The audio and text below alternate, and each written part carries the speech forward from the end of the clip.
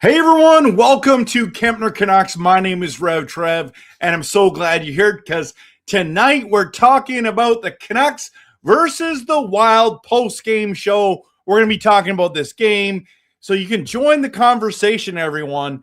I'm excited that you're here. I know what the score was, of course, because we didn't have a wild game like we did last night against Colorado, which honestly was a wild game. 8-6 final for us. We end up losing, unfortunately, like most of us predict, on a back-to-back against two great teams. I made a video today saying, hey, what's the chances of us winning back-to-back games? And I'm like, so you're saying there's a chance, you know what I mean? But truth be told, nobody thought Vancouver was going to win last night. But to win back-to-back, if you predicted that, you're wrong. And I said I thought we were going to lose both games, so I was wrong. We lost one, and then won and lost the other. Still the Avalanche game, I'm still in shock. And people are asking what was a better game. That Dallas comeback, it was pretty cool in the regular season. That was one of the best of all time. I think that one last night was awesome. But tonight's game, the Canucks came back to reality. Back to reality, absolutely. So, just Minnesota was too good. They overpowered us. It is what it is. There's nothing we can do at this stage. Our team at this stage is not good enough. It's not planning. The tank, whole tank thing is just a real thing. It's a real thing, okay? And we're just embracing the tank. We're embracing the rebuild. It's more fun to win, of course. Winning solves a lot of problems, and we don't have to worry about that for a while because it's going to be very hard for this team to win tonight or coming up in the weeks to come. And even next year, unless there's drastic changes, which I don't even think, depends on what we can. There is no free agent that's coming to rescue this team. There's no rookie that will rescue this team for next season, but it's all about building and rebuilding this team and getting better, slowly and surely getting better. I don't know how long this rebuild is going to take. I'm thinking at least 5-6 years, but maybe somehow, some way, the Vancouver Canucks can fast track it and we can be contenders once more. We'll see. We'll see. I'd love to hear your thoughts on it. But the Minnesota Wild win convincingly tonight, 5-2. And yeah, there was a lot of build-up. Quinn Hughes versus the Canucks. I was more interested in the Rossi, Ogren, and Bouillon coming back. And here's the big trade for Captain Quinn. A lot of people are upset with him. We're upset at his comments. By the way, I should bring up his comments. I just saw them. I think Offside posted them. Where did they go? Is it this one? Hughes comments right here. Did this bother you? I just want to know. Like, let's be honest here. I want to know if these Quinn Hughes comments bothered me because for some reason this didn't bother me at all. But he says, obviously, I played with some of the young guns there for 3 or 4 months, but a lot of the guys I was there with for the meat of my 6 years aren't there. I agree. It's a different team now. It's like, who are you looking forward to seeing again? And it's like, you know what? Like, a lot of the guys I was close with aren't there anymore. And people are like, oh, man, I'm so offended. Like, How dare he? He played with Brock Besser. He played with Pedersen. He played with and which ones are his close buddies? I mean, I think Brock would be a guy that he would like to see again. But after that, who's there? Hronek? Yeah, I guess Hronek. Hronek should be a guy. Demko's not there tonight. Sherwood's not there. Well, he was only there short time. JT Miller. Garland. Gone. They're gone. And maybe that's what he's talking about. I don't know. I just didn't take offense to this. I just think, okay, he's moved on, guys. Like we think, oh, you know, it's going to be so great to see everyone. Well, maybe it's not. Maybe he's really happy to be gone. And do you blame him? Because I'm at that stage where I just don't blame him anymore, man. Oh, this team is so it struggles so much. Like one of the things, and I'll probably talk about this multiple times in the next, 6 months, but I should have saw it on the wall better when Rick Tocchet said no to this team. I think he knew at that moment that Quinn Hughes wasn't coming back and they were going to trade him. And then Rick was like, you know what? I don't want to extend here. We've already lost JT Miller. We've already lost, others. We're going to lose a bunch of other guys. When Quinn Hughes goes, this is going to be bad. It's going to be bad. And so he walked out early. Well, he didn't walk out. He just did not extend. We should have seen that coming. But the hope of Quinn staying still kept my hopes alive, And this didn't bother me at all that he said that. What do you think? I'm just going to go to some comments here and see if Dreamer says DeBrusk making it personal with Hughes. He also said EP40 realized revenge is never good and have a comeback year next year. Okay.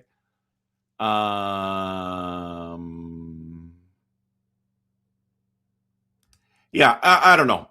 No one's really commenting on this. So yeah, it is what it is.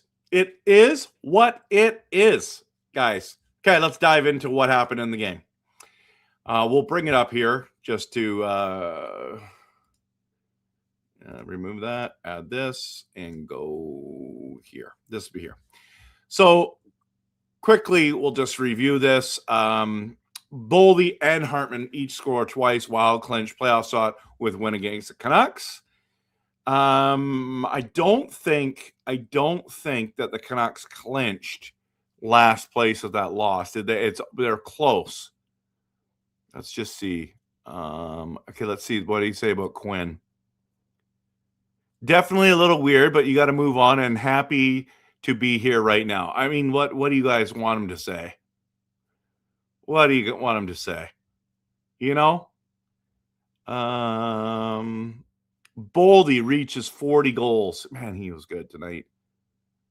It's the first time in team history the Wild have multiple 40-goal scorers. For them to have a healthy competition, I always think that's positive, particularly the way that they've handled it. The coach Hines says, it's the sixth straight game Vancouver has given up 4 or more goals. Yikes. That's nasty. So yeah, we didn't clinch last yet, but we're close. So first of all, what? They gave this to Tom Verlander? No way. Well, watch this. Okay, guys, how do they give this to Tom Verlander? So Verlander gets the puck here like this, right? Oh, I see, because it goes, oh, yeah. It's Sasson. So I thought it was Bluger that missed it by, it was Bluger that missed it by a mile. I see. Right. It's been a couple hours since I watched this. So Sasson comes across and Bluger shoots it across. And I thought that was interesting when you got to that one spot there. Misses by a mile, and then Verlander comes in and just eats it up. You know what I mean? That was pretty impressed with Lander being in the right place, right time. And then the DeBrusk goal, this is the other one here. We're going to talk about these two guys in a second, but this is on the power play. Rossi to Hronek to DeBrusk to BP40 to Hronek, back shoots, and he tips it in. No, wrist shot, DeBrusk? How did he get a wrist shot? I saw it there. He definitely got the wrist shot there. But if you look at this roster, this game, then all of a sudden, second period, just they break it wide open. 2 goals in the second, 2 goals in the third, and it's over. It's over, guys. It was close for a bit. You know, they had 39 shots on goal to our 32.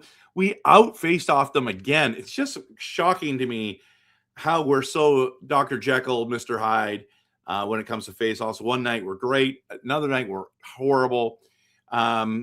We were 1 for 2 on the power play. Our power plays improved in the last 3 games. They got 0 power play goals on us. 22 hits to their 16. They had 9 more block shots, 2 more giveaways, and we had 2 more takeaways. And Minnesota, they end up beating us in the season series. They beat us 5-2 on November 1st. 4-2 Vancouver wins at home, and on December 6th, and then 5-2 in Minnesota. So just crazy to think about. Crazy to think about. There's no place like home against these two teams. There's no place like home. Okay? So let's dive into this just a little bit closer, and then I want to get into your comments. Okay. This is the one thing I want to talk about. Since he's come back from injury, Teddy Blueger has been so solid for us. Like, really so solid, and love what I'm seeing in him. Absolutely love what I'm seeing in him. Okay, but the question is, should the Canucks extend him this offseason? So post it in the comments right now, because he was fantastic again tonight. He was good last game. He also did he score 2 last game? I think he did, but he also got in a fight. So yeah, it's amazing. It's amazing to see him come and produce. And the question is, do the Vancouver Canucks bring him back? I would not be opposed to that. But what is it? A 1-year deal? A 2-year deal? What's the price? Just love his effort, love his veteran presence. He's a Stanley Cup winner. He's great penalty killer. He can win faceoffs. He can score the odd goal. What do you want in a 3rd-line center, a 4th-line center? That's kind of what you want. But if you're wanting Sasan to be that guy and Ratu to be that guy, then you can't bring a guy like Blueger back. So the other thing is, DeBrusk has turned out to be a power play monster for us. And why didn't anyone want Jake for a playoff run? That was just surprising to me. And will he be on the Canucks roster opening night in 2026, 2027? Just wondering, because I think this is the kind of guy. Like, why didn't a team want to go and get him? He can produce in the playoffs. He can score the odd goal. Yes, he's streaky, but when he's on, that's the kind of guy you want to have. You know what I'm saying? That's the guy that you want to go to battle with. You know, I mean, at least that's the guy I think that you want to do that with. Makes sense to me. Makes sense to me. Why wouldn't you want to do that?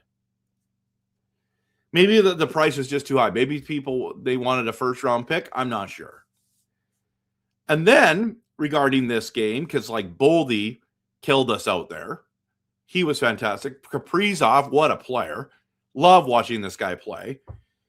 I mean, they're solid, right? They're a solid team, top to bottom, contender team. You know, how far is Minnesota going to make it? You know, but Tolo Pilo shut down Quinn Hughes twice in the second period, which was impressive.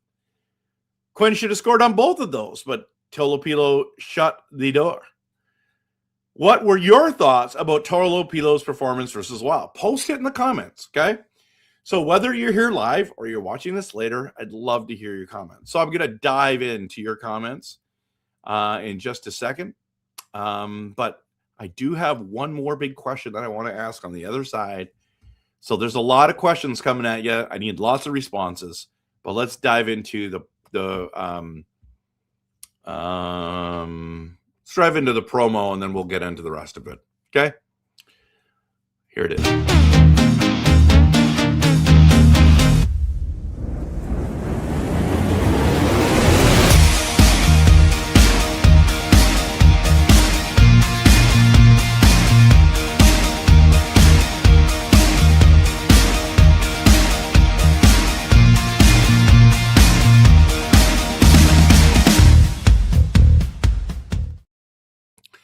Pumped to get into your comments. Just a reminder, everyone, I don't know if you remember this, but I'm not a fan of the Calgary Flames. So I was in Minnesota, St. Paul, to watch this game. And Calgary versus Minnesota it was last year, but it was this season. I was there watching my Packers play the Eagles on Monday night. And the day before, I watched the Minnesota Vikings lose to the Baltimore Ravens. It was pretty cool experience. Then that evening I went to the Minnesota game, and they were happening to be playing Calgary, and I hate Calgary, so let me just show you that I went to Minnesota to boo the Flames. What did I pay tickets? I think I paid $42, 14 rows off the ice, almost on the blue line. Come check out these seats, and here's me.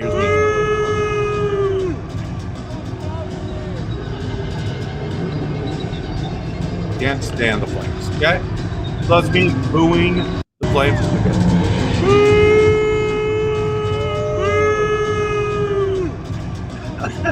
My friend Sean. See how the stadium is too? Kind of different there. That corner of that thing on the top there. Okay, Minnesota. Now, this is Minnesota scoring. Calgary. Love watching Calgary get scored on. Cheering for the Wild to beat the Calgary Flames. Absolutely. No doubt about it. So I was there. I was at this stadium. It was kind of fun to be in someone else's barn. You know what I'm saying? So that was a lot of fun. Okay. Dive into your comments. And let's see.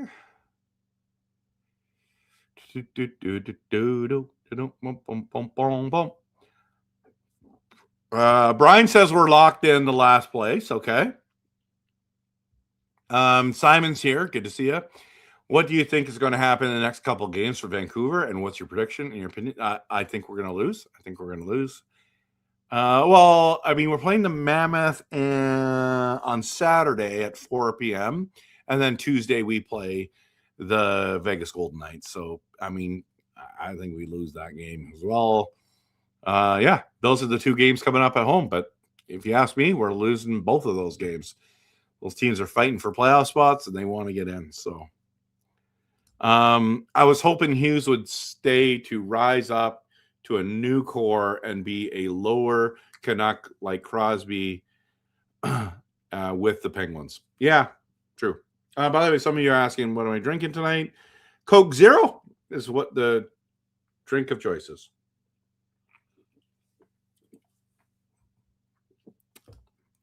Brian says we clinched last place. Most points we can get is 66. Chicago is second last with 68. There we go. With the team getting younger and in a rebuild, do you think Lecker-Mackey has a leg up for next year? Not that he should just be gifted a spot, but does he get a longer rope to make the team? Depends who we bring in. Depends who we draft. But I think he should get a longer look. He's coming out of an injury, so that might be also something that he might stay in the AHL and try to develop. But with that shot, I think you just need him get on that left-hand side. I would love to see a Lecker-Mackey on the left with Pettersson and Karlsson on the right. Why not just put the Swedes together and let them rip and let them just give them 10, 15 games, just see if they can build some chemistry. I'd like to see that personally. So Simon says, after the NHL reckless season and into the NHL playoffs, When is some of your favorite series that you'd like to see this year? Well, the best series is going to be, especially opening series, I would say, is Dallas, Minnesota. This must-see TV.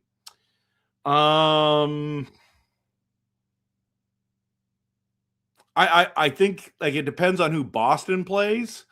That would be exciting because it might be Boston versus Carolina. That'll be a good first round matchup.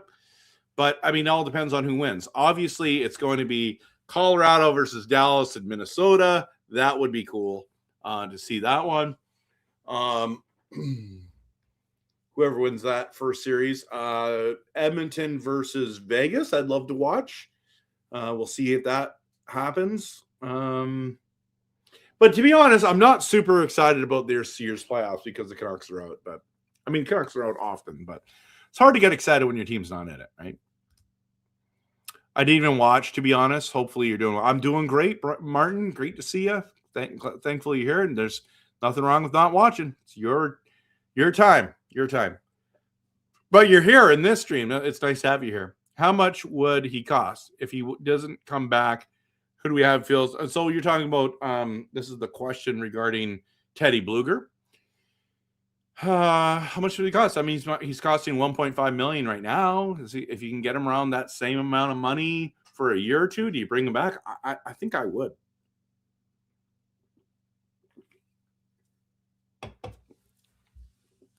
Martin, we need a rebuild. Just saying. Yep, that's what we're doing. Dreamer says Bluger, the veteran, to keep and help Ratu become that player. That would be great. Might also take Ratu's spot.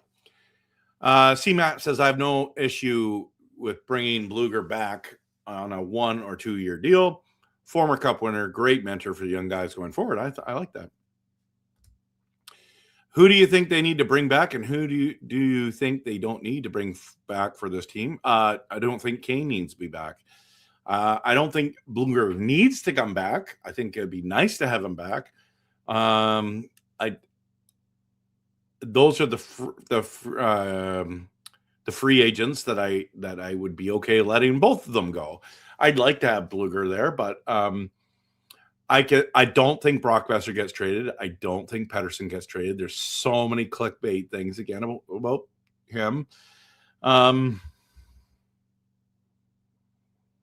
A lot of people don't think Alvin's going to be back. Depends on what happens. I got another video another day for that one. DeBrusk, I'm not sure he'll be back. He might get traded in the offseason. I'm not sure. We'll see.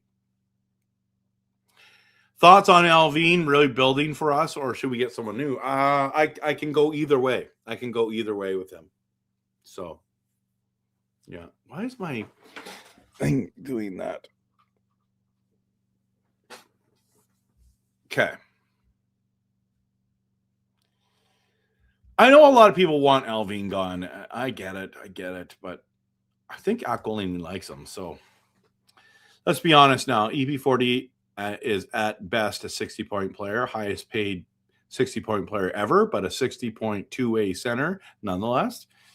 I still think he can do better than 60 points. That's my personal opinion. But missed the game. How was it? I mean, it was okay. I mean, we looked good until second period, should I say? Because what was it? It was, and I mean, we only scored 2 goals. We scored 2 goals in the first period, and then we never scored again. So, yeah. First overall, who we picking? That's the debate. I would lean McKenna.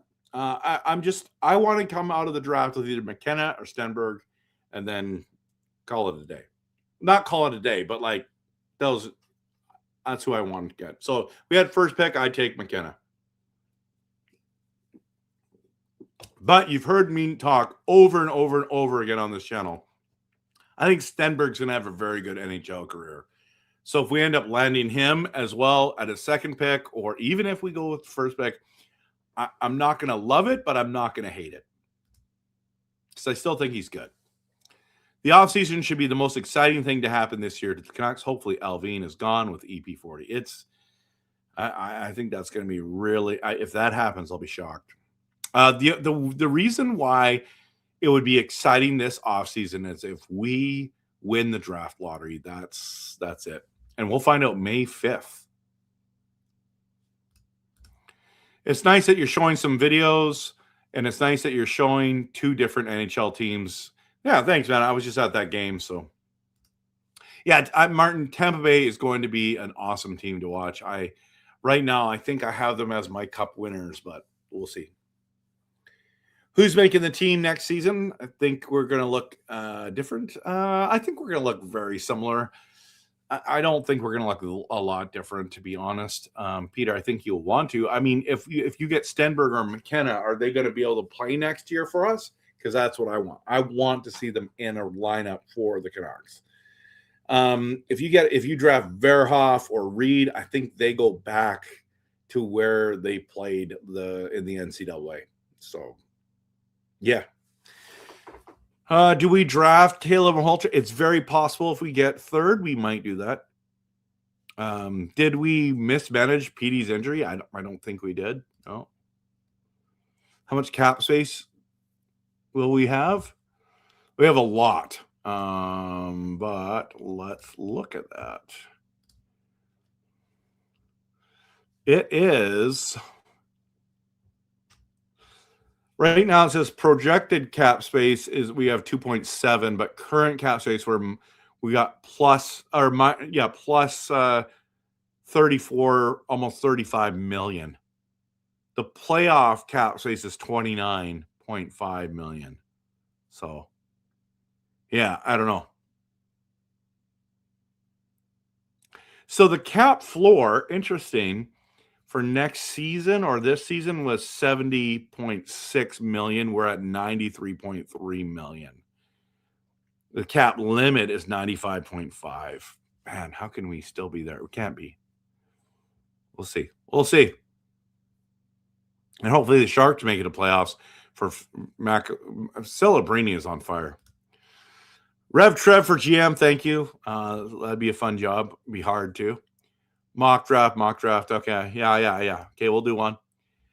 I don't know that Patrick Allvin will go anywhere until JT retires, unless Francisco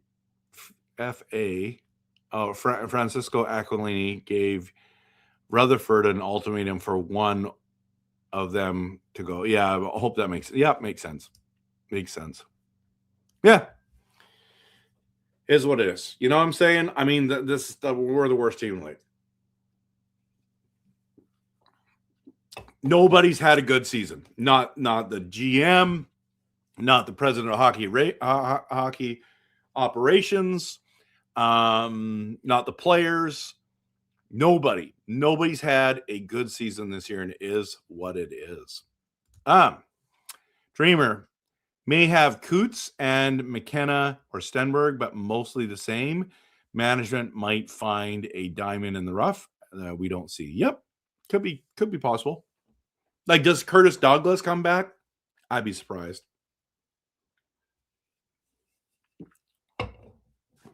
Yeah. Man, speaking of the Macklin celebrating, guys, he's had over 100 points as a teenager. 100 points. I'll show you. Speaking of Macklin celebrating, I want to show you this. Where is it? Yeah, here it is. Look at this. The Sharks' record when celebrating is held pointless. 1 win, 16 losses, and 3 overtime losses. This kid is unbelievable. That's Gino Hard made that graphic. Cool graphic, by the way. Man, he's fantastic. He's so good. Celebrini. In your opinion, for the draft, what's your predictions for Vancouver? I'm just gonna say we get first. Now let's do the Tank Nation. Let's do the Tank Nation. Okay. Tankathon NHL. Okay. Excuse me.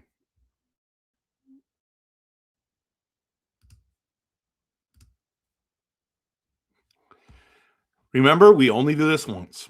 Okay, everyone? We want to make it real like real life. Okay. You go to mock draft. Okay. And we're going to reset it. Okay. And we're going to hit the sim lottery in just a second. Okay. Skip bad. Okay. In 3, in 2, in 1, the Vancouver Canucks win the draft lottery. The New Jersey Devils go from 10 spots up and draft Ivar Stenberg. And number 3, this would be awesome if this actually happened.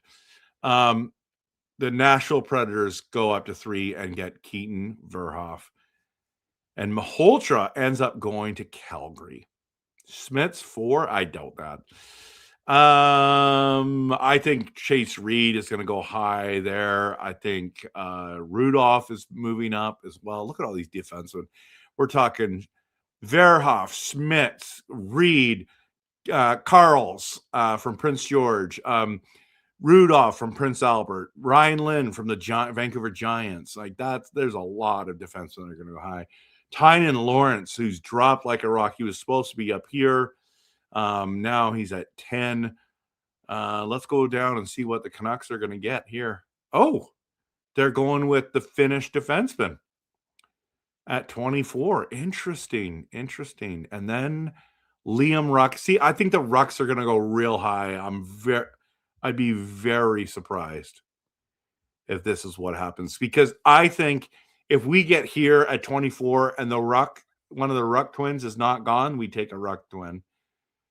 And then Vancouver gets another shot right here. You got to go take the other Ruck twin, in my opinion. But where did he go? Where's the next one? Where did he go? I don't see 54 to Calgary. I just don't see that happening. I absolutely don't see that happening. Where's the second one? Yeah, see, at this stage, I'm not sure who's going there. Interesting. Anyways, we just won the draft lottery, everyone, for fun. That's kind of fun, isn't it? That's a lot of fun. Come home, Mac with Celebrini. Dreamer in his prime. Gretzky levels? Nah. Gretzky's, there's no one close yet. I mean, Mario Lemieux's the only one close. BC born players, we need more on our team. That's fine. Coach Rob, hey, good to see you. Welcome. So yeah, this is what the mock draft is, Martin. You asked for it. You got it. We did it. We won it. We won the draft lottery. Okay, everyone, I'm going to call it a night. Thank you so much for being here. I appreciate you. And then we're going to be, I think Saturday, I have a wedding, so I won't be doing a live stream on Saturday. I have a wedding. My buddy's son is getting married. It's going to be fantastic and wonderful. And I'm excited about that wedding. So can't wait. So I won't be doing a live stream then, but I'll do all kinds of videos this weekend. So I will be doing a playoff hockey pool this year. Absolutely. Just wait and see. I'll make a bracket for sure. Okay. Have a great night, everyone. Thanks for being here. And believe in blue. Embrace the tank. Embrace the rebuild. And go Canucks. Go.